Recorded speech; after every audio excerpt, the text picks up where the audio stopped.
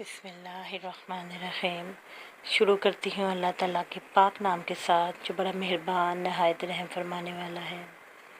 تمام تعریفیں اللہ کے لیے ہیں جو تمام جہانوں کا پروردگار ہے۔ وہ اکیلا ہے، اس کا کوئی شریک نہیں، وہ تو وحدہ لا شریک ہے، وہ ہر چیز پر قادر ہے۔ ان اللہ علی کل شیء قدیر۔ اللہم صلی علی محمد وآلہ وبارک وسلم۔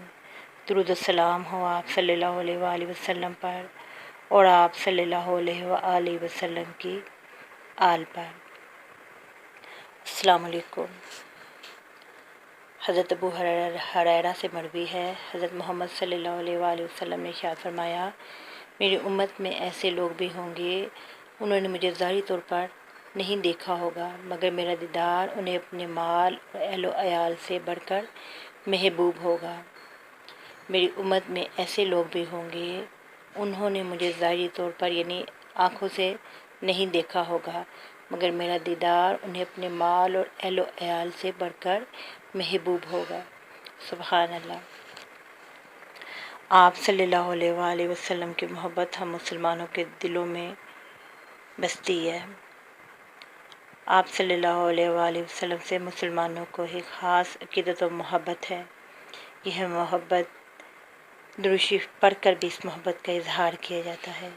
اس ربیع الاول کے مہینے میں انسانوں کو چاہیے، ہم مسلمانوں کو چاہیے کہ زیادہ سے زیادہ درود شریف پڑھیں، کیونکہ یہ درود شریف پڑھنے سے آپ صلی اللہ علیہ وآلہ وسلم کی محبت کا اظہار ہوتا ہے، انسان کی تمام پریشانیاں دور ہوتی ہیں اور سارے کام جو بگڑے ہوئے ہیں وہ بن جاتے ہیں۔ درود شریف تمام مسائل کے حل کے لیے بھی پڑھا جائے تو بہتر ہے، اور جیسا کہ ہم نے حدیث شریف میں پڑھا ہے کہ آپ صلی اللہ علیہ وآلہ وسلم کی جو محبت ہے وہ انسانوں کے دلوں میں بہت زیادہ ہوتی ہے، اپنے مال و عیال سے بڑھ کر ہے۔ آپ صلی اللہ علیہ وسلم کی آپ صلی اللہ علیہ وآلہ وسلم کا جو دیدار ہے وہ اس سے جو محبت ہے وہ مسلمانوں کو اپنے مال و عیال سے بڑھ کر ہے، تو اس کا اظہار مختلف طریقوں سے انسان آپ صلی اللہ علیہ وآلہ وسلم کے بتائے ہوئے راستوں پر چل کر سکتا ہے، نیکی کے کاموں پر چل کر سکتا ہے، درود شریف پڑھ کر اس کا اظہار کر سکتا ہے، اور وہ ایسے کام دوسروں کی مدد کر کے، یتیموں بیواؤں کی مدد کر کے، بے سہارا لوگوں کی مدد کر کے، جو ان سے اس طریقے سے بھی نا آپ صلی اللہ علیہ وآلہ وسلم سے محبت کا اظہار کیا جا سکتا ہے۔ آپ صلی اللہ علیہ وآلہ وسلم کے کسی بھی بتائے ہوئے طریقے پر چل کر بھی اس محبت کا اظہار کیا جا سکتا ہے۔